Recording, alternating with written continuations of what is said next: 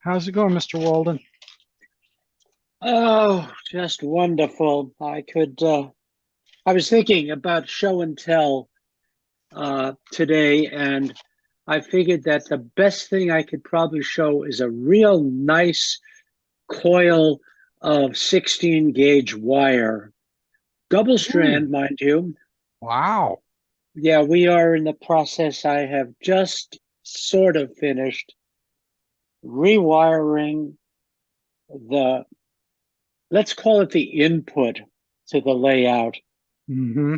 We got we rewired the 120, and then taking off that, we have the lights above and the DCC power to the DCC, and then the power to the turnouts,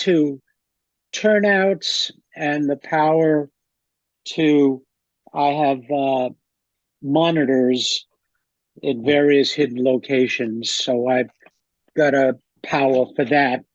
So Mm-hmm. I've got a little bunch of switches. It looks very professional. Yeah, yeah, I'm currently dealing with power situations over in Pleasanton on the O-scale layout. Yeah. Also, um, a short circuit in one of the field installations for a turnout in the freight yard shorted out Ah, the 12-volt supply. And the thing is, the 12-volt supply just used to do one thing, which is provide power to the turnout controls and such at the yeah. field, right at the turnout. But other things have been added, including a supervisory 12-volt supply that tells all of the DCC system to be awake or asleep. And when this short happened out in the field at this 1 yard turnout, it knocked down the entire 12-volt supply, which knocked down the entire railroad. And people ran around in circles and, pointing at the wrong things and, all the usual sorts of model railroading troubleshooting techniques. And the net effect was the whole railroad was down for a period of time. I was, my show and tell will talk about why I needed the railroad running. And after about an hour and help from Wayne Bryson, it's like, oh, divide and conquer, shut off or disconnect half of the things, disconnect half, and then you work your way along to the I think problem. this is the methodology, except in this case, if you don't have any, you can't turn everything off and then turn it back on again if that's where the problem is. Yeah. Oh, yeah. Well, I've spent 50 years in electronics and troubleshooting, and I find that heroic leaping to conclusions doesn't generally do real well. But unfortunately, that's the approach that's sometimes taken. So anyway, the layout's back up, and Well, congratulations. I've got an order in for a bunch of fuse holders and fuses. And I'm going to go to where the 12-volt supply output fans out to everything and start fusing. I have to measure currents and then start fusing appropriately with an idiot light. So when a fuse blows, the light comes on. You can go, oh, there's a short circuit on the 12-volt supply feeding the turnouts in the yard, or Or so on. hopefully you don't lose the power supply to the idiot lights. Oh, no, well, the idiot lights are just LEDs that are wired across the fuse. So when the fuse goes, it lights up the LED. And the Ah, well, LED's that's cool. drawing a rip roaring 5 milliamps. Hello there, Mr. Markovich. I'm having computer trouble. It took a while to get on it. All right. Um, well, at this point, we're just having some open discussion about troubleshooting wiring under railroads. Jesse's wrestling with AC power, and I've been wrestling with DC problems on the O-scale layout in Pleasanton. And I've But switched to on board, and I'm ripping wiring out like crazy because I'm, I don't intend on ever crawling underneath my layout to find a short. How mhm. how are you going to get all these wonderful marks on the top of your head? Yeah, yeah. I broke down and bought a bump cap because I have scars from the Oh, bench work Sure. underneath the O scale layout. I Ah, have a bicycle cap hmm, type of thing, and I put yep, it light on the front of it, yep. and it cuts my ability by Hmm, about that much, it seems, in terms of lifting my head up under the yeah. layout.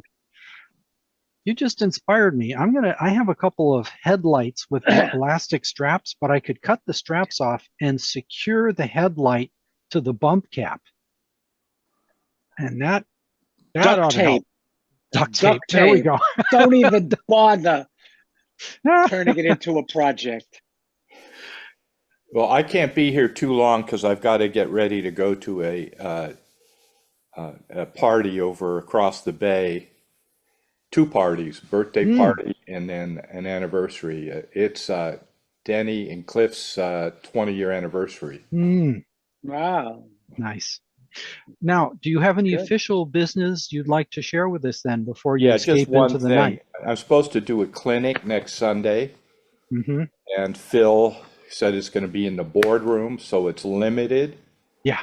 And anybody who goes, I'd like them to bring a healing mat and at least an X-Acto knife. I'll provide all the materials, Okay. but a healing mat or something similar, something to work on. All right. X-Acto knife. I used to have enough X-Acto knives I could loan everybody a knife, but little by Yeah. little it Yeah. disappeared. Yeah. They do that. They're hiding under the Uh, layout. And then the other thing is there was a RAC meeting last week, last Saturday. Mhm. That's all the VPs. Well, about half of them showed up, but all of them. And there's a couple things that came up. One of them was they want somebody in each region to learn Canvas, which is a program for Canva. It's a program for creating posters and materials to pass out. Okay. So if anybody is so interested, let me know. And then lastly, I'm one of many on committee to update some of the achievement award requirements. Mm, yeah. Electrical is particularly bad, but also civil. So if anybody has ideas on any of that, just let me know. Let me Yeah. ask you a quick question about the healing mat. What Yeah. size? Hmm. Do you have any druthers? No, I don't. I mean, it can't be so big it takes the whole table up. Oh, it could be. I've got two of those. Well, they I can be have one shared. that's like a piece of paper, size of 8.5. Oh, 8.5 by 11 type of thing. Perfect. Okay. Okay, great. So Now, the RAC, remind me what the RAC stands for? called for Regional Advisory Committee, Okay. and I'll have one more before I'm termed out. Right. Okay. And Thank you. Dave, are you there? Yes, This, You know, I think we're going to have somebody run for VP. I don't think I'm going to be able to. I think that would be a good idea. There's a few reasons why, but I think I've served long enough. mhm. Yeah. Well, thank you. Thank you, Frank, for A, for serving, and B, for catching us up on that stuff. Vis-a-vis the 29th, by the way, a very, very dear friend of decades, acquaintance, her son died, and I've been asked to help with the memorial service on the 29th. So I will not be attending down at the Oh, SBHRS. Yeah. So sorry. Yeah. It's just, well, it's one of those good news, bad news. He's had a stroke 11 years ago, and she has been devoting much of her life to keeping him alive in a care facility because if you don't ride the nurses and the people in the facilities, the care doesn't get taken. Yeah. So she kept him alive for 11 years, but finally he reached the end of the line. So, sad. yeah, but the good news is she's no longer carrying that burden. She has other burdens. And so I'm personally relieved that she has not have to carry that load anymore. Anyway, so that's the 29th. So Jesse, tell us more about why are you redoing the power under your layout? Well, I had the infamous gremlin that all of a sudden the DCC didn't work. Okay. And so I got under there and I started redoing the wiring a little bit for that. I isolated one of the off layout yards. And then, because of it's a long story, in terms of homeowners insurance, I had to do some major wiring. We're still doing it in the house to bring it up to something that looks like code. And while I was at it, I had to disconnect one of the circuits, which was a 120 volt that went to the train layout and other places. So I figured, well, while the DCC is a disaster and I really need to change that, but I need to get the wiring from the power to the layout. In other words, master switch and multiple transformers and that sort of stuff. So that's basically the first step that I actually just finished recently. And so then now the thing is that I have to decide, do I want to really reattach or rewire a lot of the DCC to the tracks? Because it was done hither and happily, and I'll just come back at it, and I never did. So that's the disaster. Theoretically, the yard works just fine, by the way, because it's all isolated and goes back and forth, and it's got a nice little monitor for the hidden corner and that sort of thing. So that's what I'm sort of trying to do. All right. And along the way, finding miscellaneous things like, as you're aware, oh, by the way, this locomotive doesn't work anymore, or whatever.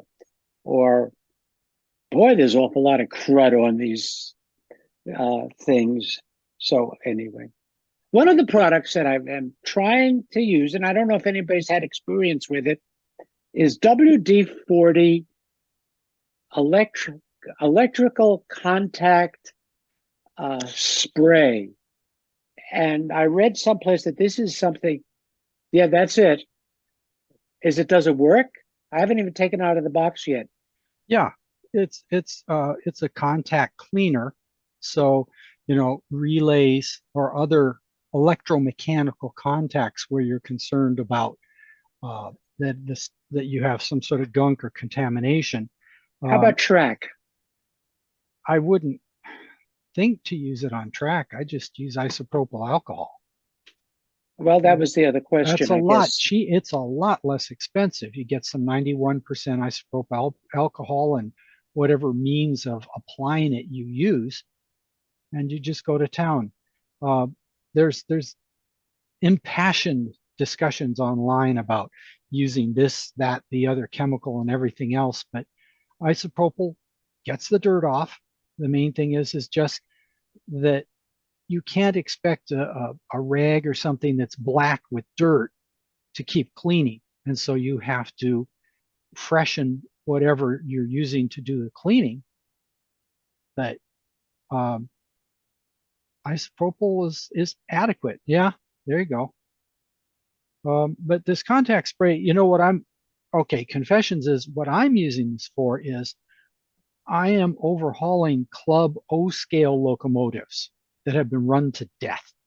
And the dirty, black gunk everywhere in the gears and well, the worm on the motor shaft, getting it clean, the quickest way to get down into the teeth of the worm, I just take this and I spray the worm and it cleans off the gunk and gets it back to clean metal.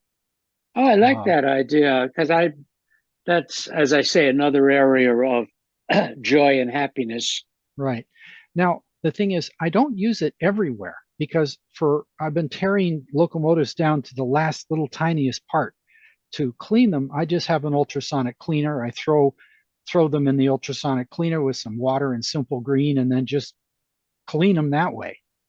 This would be expensive to clean a whole mechanism, but for a specific parts where it really lets you get into fine spaces and stuff, like cleaning the worm, it works. Now, yeah, I could take a toothbrush and isopropyl and brush it clean, but the spray gets it out quicker. So that's the one spot where I use it. But yeah. And Ken, what you got? He's got the CRC contact cleaner and protectant, which adds usually leaves a small chemical film to keep electronic contacts from getting contaminated. You could, for example, use it to clean a gunked up commutator in a DC motor if you can get at it. That would be one place where I think Ken's chemical would work, but the WD-40 would also do the job on that. Ken, if you're speaking to us, you'll need to turn on your mic, I think.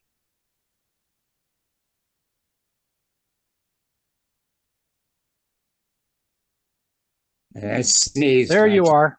There you are, sir. What you got?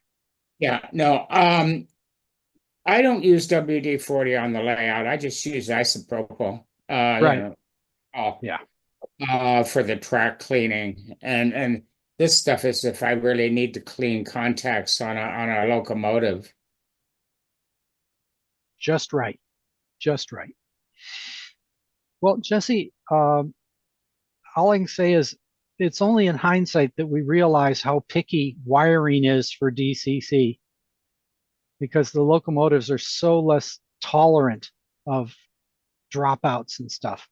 I mean, I was running DC layouts for forever. I mean, I got post-war Lionel that was new, that I was given as the Christmas present type of thing. And so, I did the DCC wiring, and I used heavy gauge this and 14 gauge that, but oh God, I got to add another contact. So let's strip it and let's sort of stick it on. Yep. That'll get you. That's sort of, well, okay. So Ken's had a bit, you've had a bit. Mr. Connery or Mr. Meyer, do you have any 5 cents to throw in on this general topic? I've got something. I thought you guys take your shot at it first if you have something to share. I don't. Let's see now. Who said I do? I couldn't think of. Or was that both I don'ts? I think that was 2 I don'ts. 2 I don'ts. Okay. Well, you walked her up to the altar and then you walked away. Okay, I got one laugh anyway. I saw that movie actually. Yes, many times. Okay, let's see here. I have, Jesse, in a way, a similar problem on perhaps a slightly larger scale, which is the O-scale layout in Pleasanton is over 40 years old and has a multiplicity of little annoying problems having to do with wear and tear, age, Not wiring. unlike myself. Yeah, all of us. And a lot of the wiring, color codes. What's a color code? Insulate wire connections. Why would we want to do that? The field installations for all of the turnouts, they just brought the wires down from the frog. They brought the 12-volt drive in from the dispatch panel and just twisted wires, bare wires together and soldered them. And that was it. There was no insulation. And it's just been madness. Trying to figure out where shorts are coming from, why stuff isn't working. And the conversion from DC to DCC was, people did the best they could, but the results have been somewhat chaotic in some areas. And track work is a little better. And with the track work, it's largely that I think when the track work was new 40 plus years ago, it was gorgeous. That was 40 years ago. And we're just running into problems. And so I've started a project. We just began it. I had to work with the train master and sort of show him what I'm trying to do. But I thought I'd share with you some of the tools we are going to be using during this. I'm not sure, in assessment is perhaps a thing. It's a condition assessment of the railroad track work, both mechanically and electrically. So let me see if I can share, first of all, some worksheets. Let's try this one. All right. Do you guys see a turnout checklist? Yes. All right. So this thing here, now, am I scrolling it on your screens? Is it moving? Yes. Okay. So here we go. What's a turnout number? What block is it part of? What are the adjacent blocks? Any other description, location description? And now the idea here is you have a scribe, the person who's got this. We have some binders you can see in the view of my iPad. You can see some white plastic pieces, but that blue binder that they're laying on is a collection of worksheets. One binder for turnouts and another one for track work. But in turnouts, the scribe asks the person who's at the turnout, check with a NMRA gauge in their paw, to check the gauge of the stock rail, wing rail, guardrails. Is the frog engaged? What is its mechanical condition? Because the fact is, we have some frogs that, even though it's code 148, heavy chunks of rail, some of it is literally worn away after 40 years of pounding, because I began to realize that O-scale equipment has a lot higher axle loading than HO, and the club runs really hard. The entire run of the county fair, they're running all day, every day. Really heavy use. And other shows, the good guys, this, that, and the other. So the frogs, we have to see if they're worn out. Then we check the points, mechanical condition. And I won't read it all for you, but we want to see that we have that the turnouts are, if they need help, we know what the problem is. So do they throw correctly? The one thing here that I've run into is that trying to rebuild a frog in place on the layout is very difficult. That is this is where the point is literally worn away.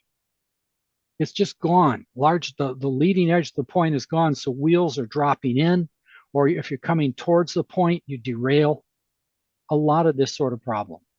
And I tried, having found through the assistance of a friend, a very low temperature, high strength alloy that I could melt, clean out the flangeways around the frog, and then fill it with this metal, and then Dremel and file it back to shape. It can be done. It's not perfect, and it takes forever. It's very hard to do. I don't know if you ever heard of a company called Right Away, but Right Away sells precast O-scale code 148. Let's see here. Come on. It There. seems you got 40 years of use out of it. That's better than most washing machines. Oh, So yes. Why Oh, not yes. just replace it with Well, the new? Well, what I just showed here, well, I can show it here too. Here's a Right Away product. A cast frog assembly. In this case, a number 10 frog number. And where our frogs are beat to death, I'm going to replace them. But these were hand laid.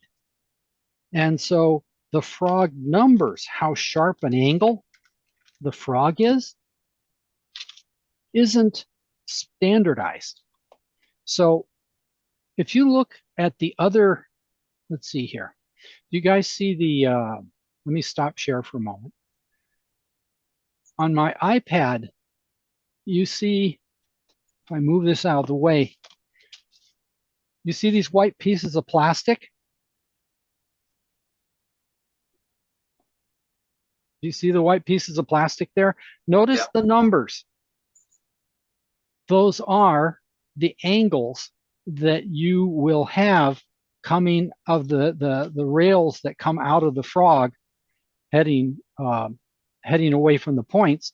So you can lay one of these gauges on the rails that the frog is leading into and match it and say, oh, that's a number 8, that's a number 7, that's a number 13, so that we can know what size of cast frog we need to purchase that will be a reasonable fit to replace the worn out frog. So that's what these white things are, is a measuring tool to measure the frog. Then we're checking gaps, flangeways, all that sort of stuff. And the spiking. Remember, this was all hand laid, so it's all hand spiked. And unfortunately, we're finding in some areas, you go over and touch the frog or the rails around it, and it's just floating because the spikes have come out or come loose. So stuff needs to be respiked. And of course, gauge correctly.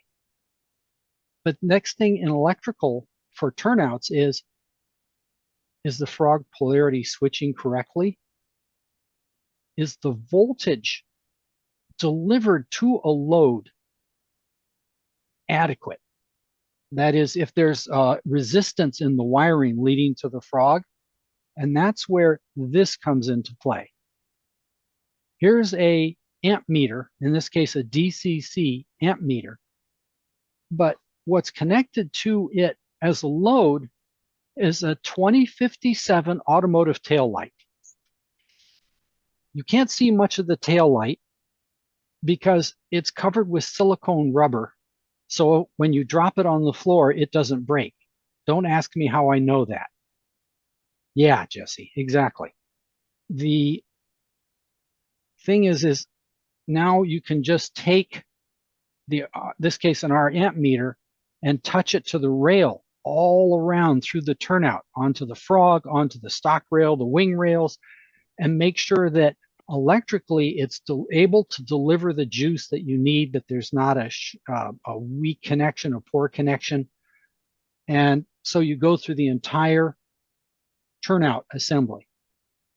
And then the next step is to go underneath the layout and make sure the voltage that drives the field installation, that is the switch motor, the signal, and there's a relay that is under each turnout to power the frog, because at O scale, the currents are so high, or can get so high, that you will eat up. For example, a tortoise switch machine has a couple of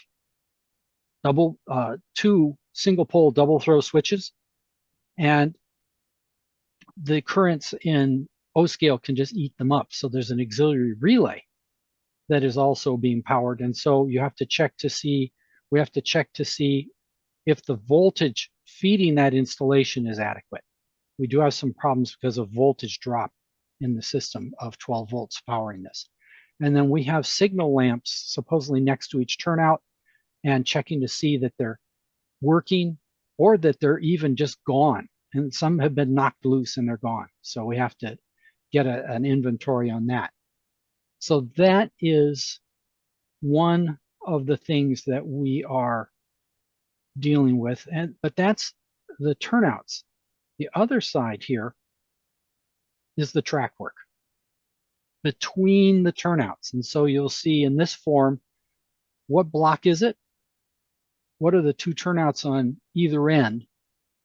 And so we're looking there again using the amp, our amp meter with the light bulb as a load, literally going down through all the sections of track in that block, looking for drops in the voltage that loaded voltage, because you have this half amp load there. And so to see if the voltage collapses, if the current indication on the RR amp meter collapses, to say, I think we have a bad rail joiner, a missing drop, something that has to get fixed. And then on the mechanical checks, it's checking the gauge all the way through the section, looking for something that's out of gauge, checking for gap insulation. Jesse, have you been to the O-scale layout in Pleasanton? No, not that one. Yeah. Well, historically, the building temperature swings from, down to 30 degrees and up to 100 degrees. Yeah, it was a lot of fun doing the show this last fair. It hit 104 in Pleasanton. Oh, God. Yeah, But I saw that. what that means, though, is that your rail is expanding and contracting, and there are a lot of gaps that have a piece of plastic in them to keep them from shorting out. And so that's another thing we're inspecting. So this is what we have embarked upon. I'm trying to get a few guys to just come in with me, during the day, and we just start somewhere and start walking through the layout and doing this assessment. We're not fixing it, we're just surveying, and then we can say, here are the real things that need to be fixed first, so we can start to set some priorities. But that's the project I've been working on, and I think the same principles apply on even an HO layout to do, especially like just checking condition. You don't do public shows, do you, Jesse?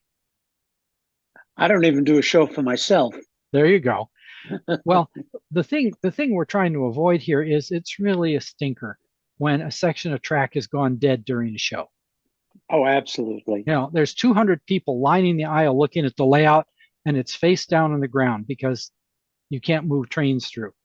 And we had one main line up, but one main line was down. And sitting there and having to crawl up on the layout and fix it in the front of everybody is perhaps amusing, but I end up being a troubleshooter, and I hate it. I want to be running for the public, not fixing. So that's, anybody have comments on stuff I might be missing in terms of these checks that the only thing that I've found, and I know it's a little possibly too mechanical, but when I find a problem with I have a bunch of map pins, itty bitty little plastic balls with a point on the end of it, map pins, and what I do is I stick it right on the layout, right on the side someplace. So if I say, oh, this is where the connection is, but it doesn't feel right, or it's not feeding, and it saves me a moment or two trying to relocate where is it attached to the rail, or where is it, and I find those map pins are real helpful. I use them for polarity sometimes and that sort of stuff on a pair of rails. But it's just the kind of thing where, okay, I have to come back and I know I have a problem over there someplace. So you might want to think about that as an add to this survey. Thank you for reminding me, because Dick Stark, our train master, had said something to me about that he had some big push pins. These are itty bitty ones. These are. I know they're only about that long, and the head of it's maybe less than an eighth of an inch. Yeah, it's or whatever size, size I had. At the time.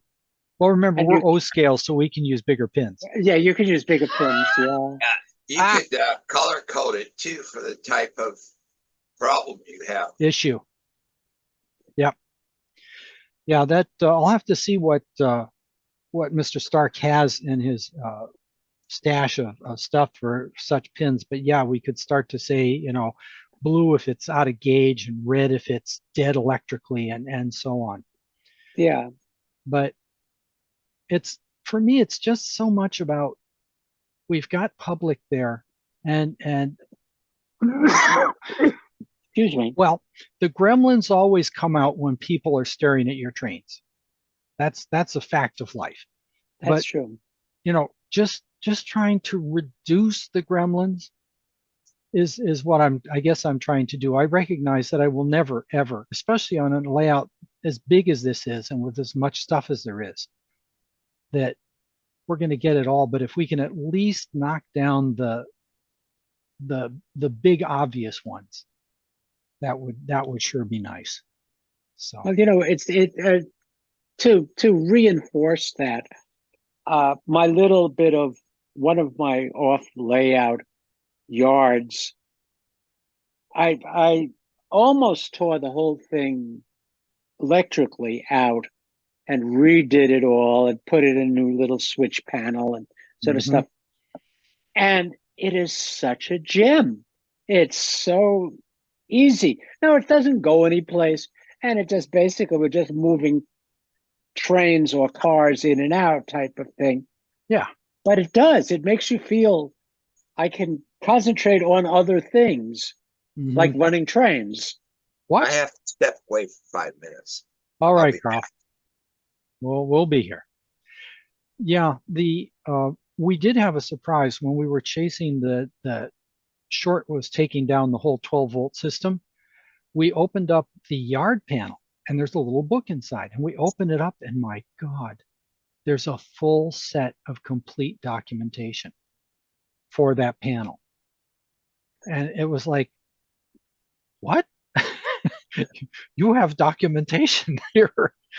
There isn't for a lot of the other stuff. The main dispatcher's board has been an absolute nightmare. It just got simpler though, because we ripped out, not others, and I to a lesser degree ripped out hundreds of feeds going to blocks, because all of the switches that fed DC to each block from the two cabs has all been supplanted by the DCC. So now the dispatch board, if you go look at it, there's all these empty holes, which is where the toggle switches were. Yeah. That fed the DC. So we got that out of the way. They're now a project has started to try using what do they call them? Switchets, where it's connected. It's a little circuit board. It's connected to the DCC bus. And then it has outputs that go out to the number of turnouts it's slated to control. And then you program it to say 104 is turnout 104 on the layout. And so then you have your DCC fancy cab and you say accessory 104 throw. The switch it gets a command and flips the polarity on the drive to the field installation for turnout 104. And this is what it means is you don't have to be at the dispatch panel. Right. To I throw understand that. turnouts, but it is not a trivial process. They're just right now doing let's try this on a few turnouts and see how it works, how the guys like it. Do you remember possibly, if I don't know if you're old enough, do you remember when we're going to switch to DCC? All you have to do is disconnect the DC power plus or minus, connect the DCC power, and put all your switches to on. Yep. And it was work. It got to work, right? If you had a 4-foot by 8-foot layout with 2 turnouts going to simple spurs, no reversing loops, yes, you could do that. There are bigger layouts. Yeah. But I still remember that, how easy it was to convert to DCC. Well, that's partly advertising and partly true in the sense of, for a small, simple layout, Yeah. you can that's a valid approach. But when you've got yourself 100-foot long layout and I'm thinking of the HO layout at Pleasanton, because you have the O scale and the HO. Yeah. They had a 7 cab setup. And so along the dispatch board underneath are cab selectors for each block. And then you're sitting there and punching your cab number on this seven push button thing for block 58, block 59, and they converted it over to DCC, and I haven't even wanted to look under the table at the wiring. No. When I a long time ago, I was part of the Walnut Creek Dablo Valley lines, Mm-hmm. and I so remember it was still DCC. We had the telephone jack clips that we put into the panels, and then the pride and joy was the switch machine, which took up an entire room that they had gotten from Pacific Bell or somebody like that. Yep. And it was magic. And, I've never looked under the layout or know how they run DCC now, or if they run DCC. I don't even know that. That's a No. good question. Not yet. Not yet. All right. Yeah, I actually have operated at the Walnut Creek Club. And remember being shown, okay, you look at the big board across the way and keep moving your 2 jacks and walking it around the diagram. And don't lose where block you're in, because if you don't remember what block you're in, you can't go forward and then find it on the board, etc. Yeah. Lots of strange Friday nights. But the thing is, that's what, when you got to railroads of that size and that complexity in those days, that was what was available. Oh, yeah. This was a state of the art. What was it? One of the biggest layouts in Northern California at one point. Yep. A stupendous achievement. And the thing is, well, the other challenge is that our control systems, to a fair degree, determine the way we operated and the design of our layouts. Where the elevated cab, where you looked out across your domain, and dialed at Napa, you dialed the telephone dial to dial up your blocks, and you'd hear the telephone company Strauger switches go chunk chunk chunk chunk chunk chunk, and you were connected to block 32. Right? And then you dialed 33. Again, the same sort of making it work with what you had. And in both cases at Napa, now sadly gone, and the Creek, there was somebody who happened to work for the phone company and happened to be understood it and could get their paws on stuff as the telephone company went to newer generations of technology. But in one giant leap, DCC turned everything upside down. Have you been to, and I recommend this highly, the club in Crockett, the Carquinas? Yes. There is a layout designed with walk around DCC control in mind. I was very impressed by Crockett. I really was. And the mob scene of people and that sort of stuff. And yet everybody was right there. They could see their train. It wasn't a matter of somebody up in the sky like I was, Yep. Hopefully when it went into the tunnel, it was going to come out the other side. Yeah, but it was the design of the layout. The layout design philosophy had thrown away the person way up in the sky. The cabs, remote cabs where you sat. It's, as you said, you're with your train, and it's a huge transformation in the way to think about the railroad. And at Pleasanton, those layouts were designed back in the old scheme. And it even extends even further. there are magnets still in place on the O-scale layout.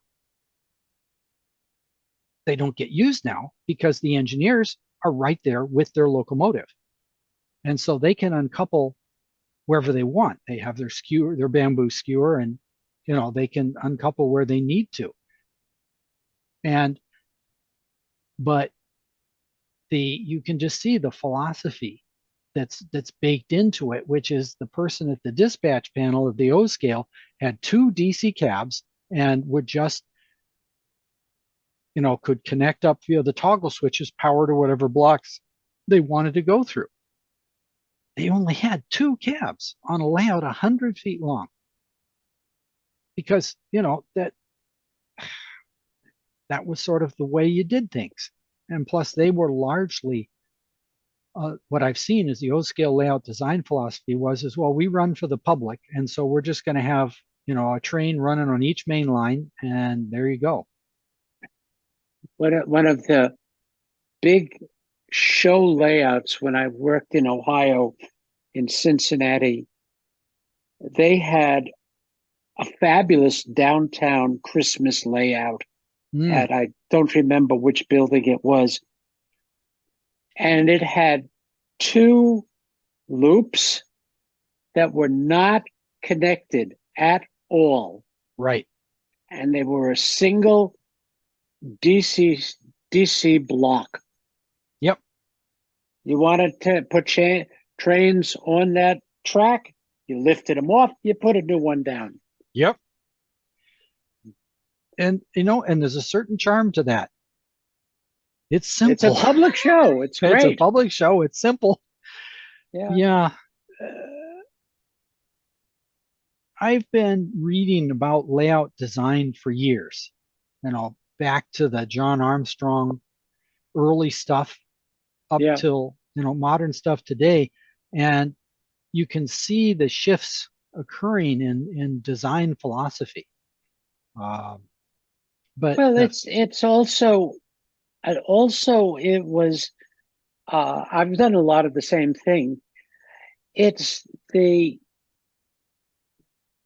let's call it the consumer, the model railroader, decides, am I trying to replicate the XYZ running through the Midwest at such and such a time period, and therefore having a telephone that I pick up at a station makes a lot of sense?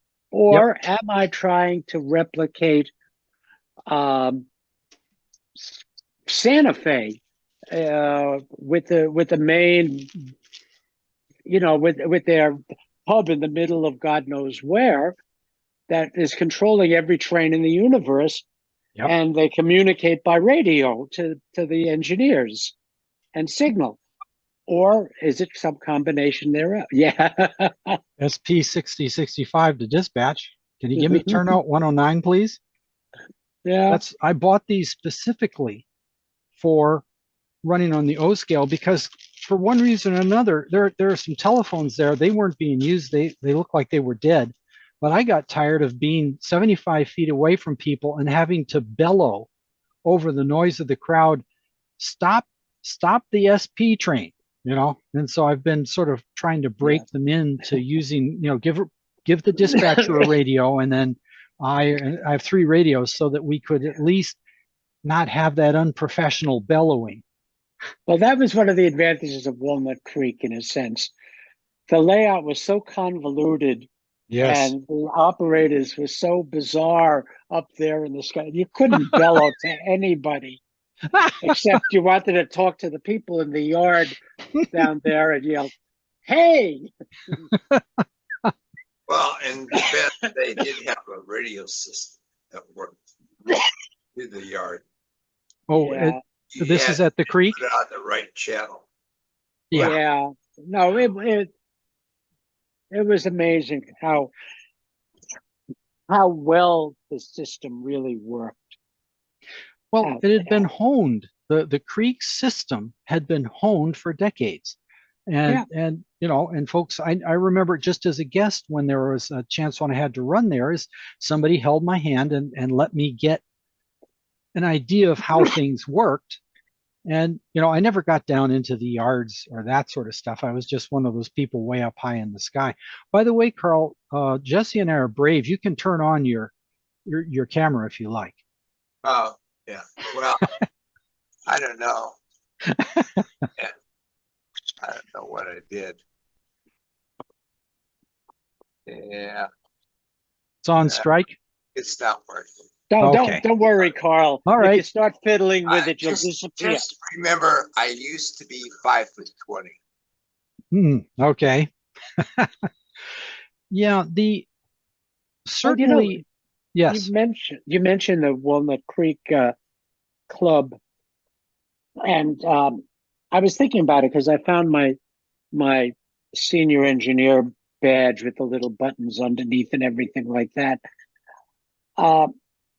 It took forever to get from being under the layout till you got up to the sky. The training was, you had to do so long for doing this, and you had to so long for doing that, and you had to sit forever during a public show in the tunnel. I peeked my head up. Hey, there you are. Yeah. And it just took forever, and you did the steps, and then eventually you could be an engineer. And it was even harder to be a yard person because that was really took skill. You may not realize, but the hardest thing for me at that club is that I'm colorblind. Oh dear. Oh, the red Oh my God. is really a hassle for me. The in years past, clubs past. This was up in Sonoma County when I was part of the crew that was building a permanent layout at the Boys and Girls Club of Santa Rosa. We actually programmed. We had a Chubb CMRI system handling signaling, and we had a colorblind mode for the signals. Yeah. Where we had on multiple head signals switched to colorblind, and it was if the upper head was lit, it meant it was green. If the lower head was lit, it meant red. Yeah. Well, right? If they would just do the green of the traffic lights, it would be okay, because that green almost looks white to me. Got it. No, and rather than a dark green. It is a challenge, and it's something I think that people that are handling signals are locked into. I have a story to go along with that, which is on our layout in Santa Rosa, we started off and got all optimistic and says, oh boy, we're going to do red, yellow, and green. Yeah, well, it turned out that our green at the time, the green LEDs we got were sort of a little bit yellowish green. Yeah. They weren't the deep emerald green. Or the white green that is on traffic lights, the light. Right.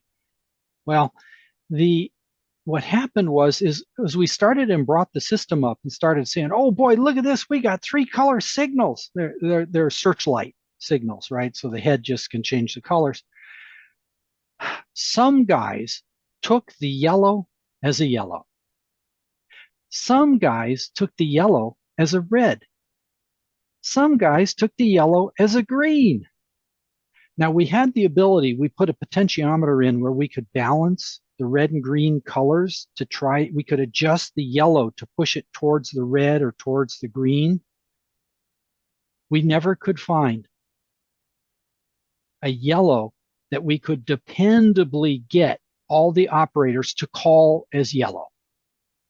I have those signals. When the layout was torn down, long story, not a good one.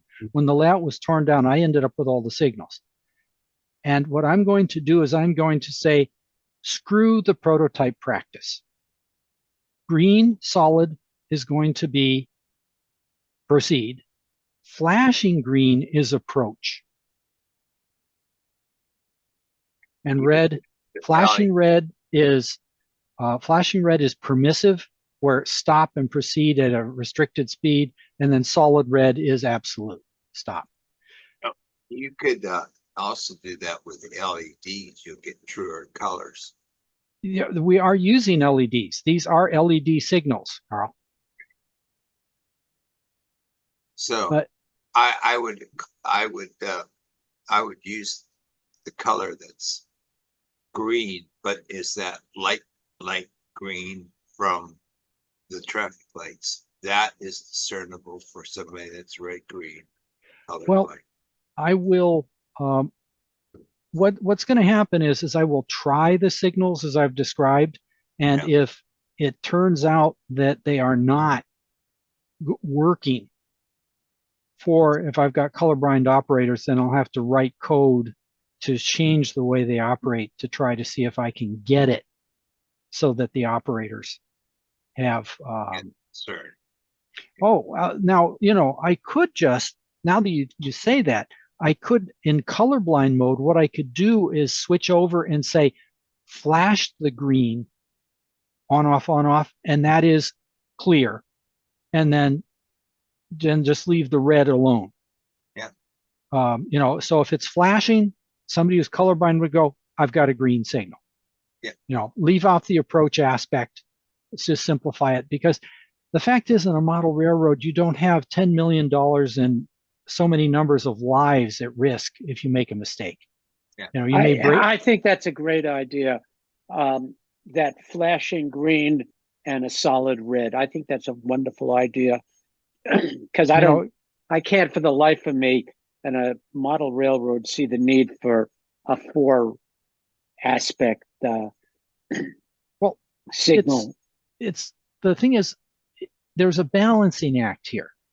Do you want to precisely and exactly emulate the signaling practices of B&O in 1937? The consumer, like I said before, do we want telephones? Right. But the thing is, telephones or radios aren't that hard to implement.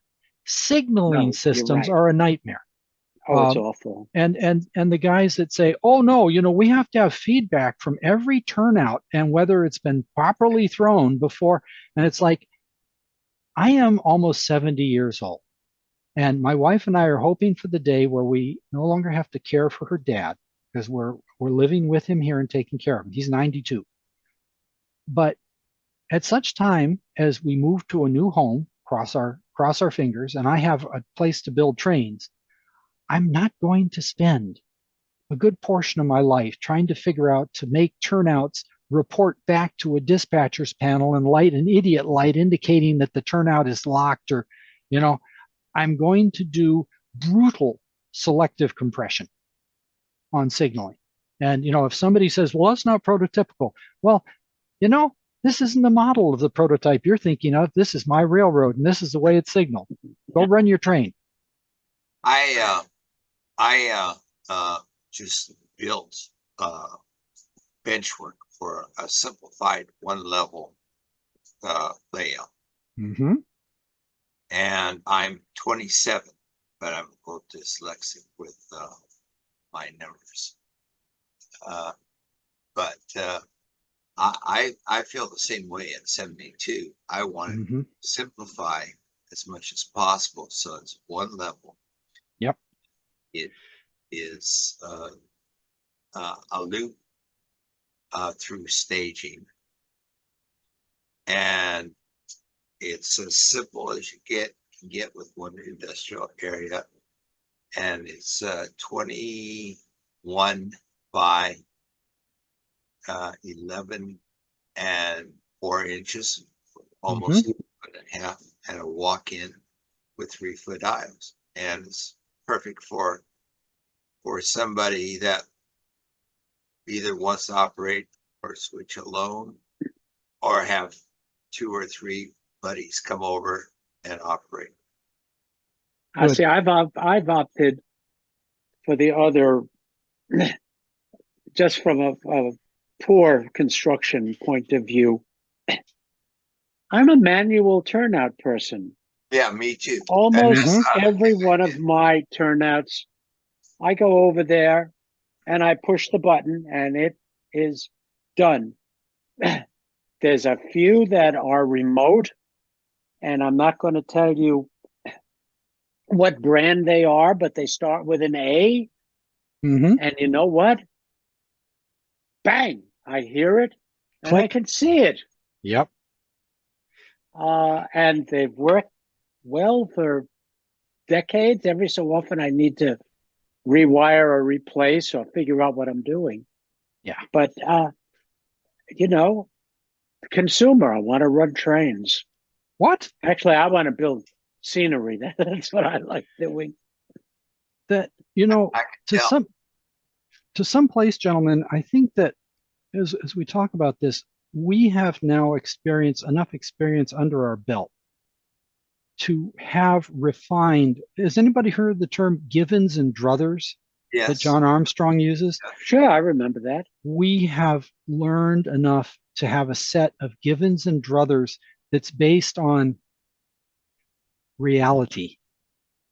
Now, I do have a wife that, as we talk about a new home that has a big basement, I intend to have a 600-foot long main line. Wow. But Only 55. I Yeah. don't know. Well, it's up to about 75 all the way. right, my main line, I'm shooting for 600 foot, but I'll have 15-foot long sidings, and there may be 80 feet of single track between the first siding and the second siding.